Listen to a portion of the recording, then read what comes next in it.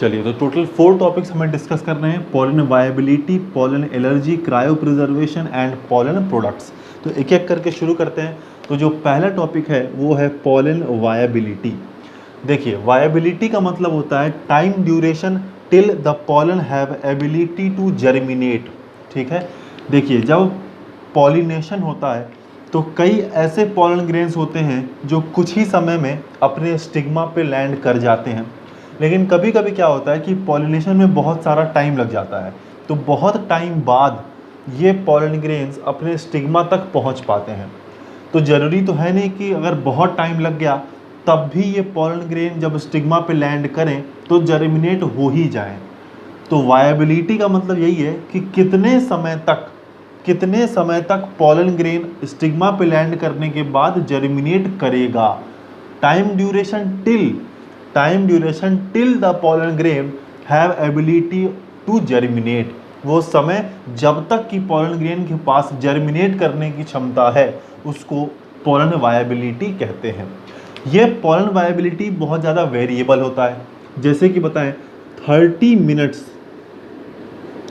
जितने भी राइस हैं, वीट है, मतलब जो ग्रेमिनेसी फैमिली के हैं ग्रेन्स हैं, उनकी पॉलन वायबिलिटी 30 मिनट की होती है। यानी कि आधे घंटे के अंदर अंदर अगर पॉलिनेशन कंप्लीट हो गया तब तो वो जर्मिनेट कर जाएंगे, लेकिन अगर आधे घंटे के अंदर पॉलिनेशन नहीं हो पाया तब जर्मिनेट नहीं कर पाएंगे।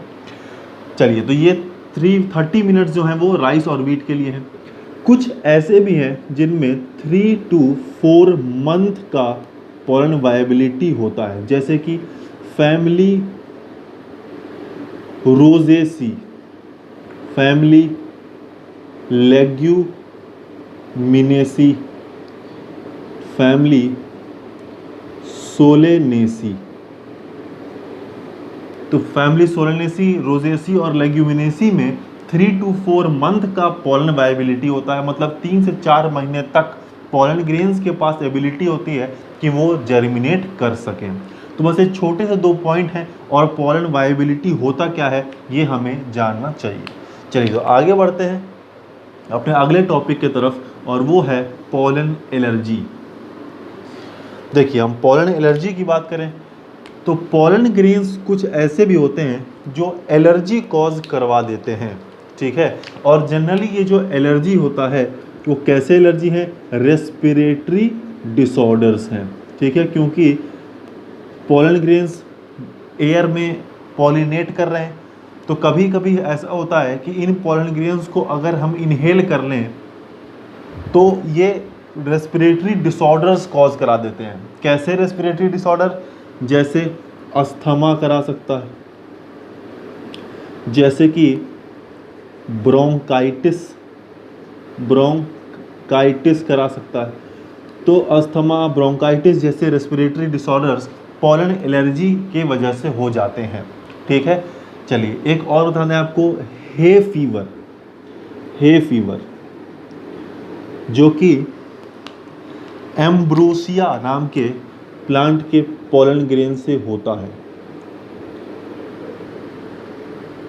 एम्ब्रोसिया, ठीक है, हे फीवर अलग से हमें याद रखना है। रेस्पिरेटरी डिसऑर्डर जैसे कि अस्थमा, ब्रोंकाइटिस जो है वो जनरली चिनोपोडियम,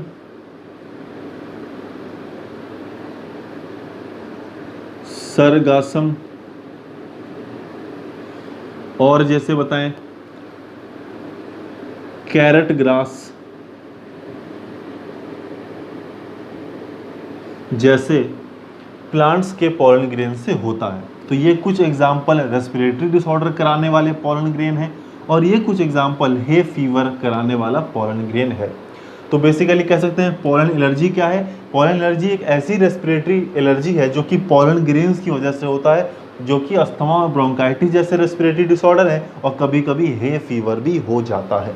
ठीक है, तो ये बात थी पॉलन एलर्जी के बारे में। एग्जाम्पल्स हमें याद रखने हैं। कैरेट ग्रास को पार्थीनियम भी कहते हैं। ठीक है, ये पॉइंट भी याद रखिएगा। चलिए, तो आगे बढ़ते हैं और बात करते हैं अपने तीसरे टॉपिक की तरफ, वो है क्रायो प्रिजर्वेशन। ये बहुत ही इंपॉर्टेंट है।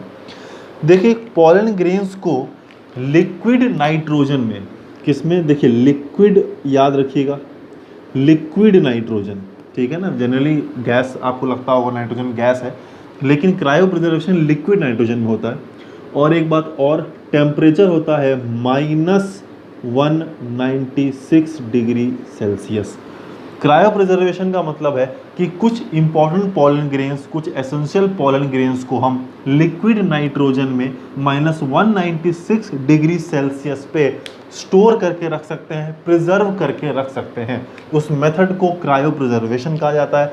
और क्रायो प्रिजर्वेशन जहाँ पे कराई जाती है उन्हें पॉलन बैंक्स कहते हैं। क्या कहते हैं? पॉलन बैंक्स, ठीक है। तो बेसिकली पॉलन बैंक वो जगह है जहाँ पे क्रायो प्रिजर्वेशन होती है। और क्रायो प्रिजर्वेशन की क्राइटेरिया क्या है?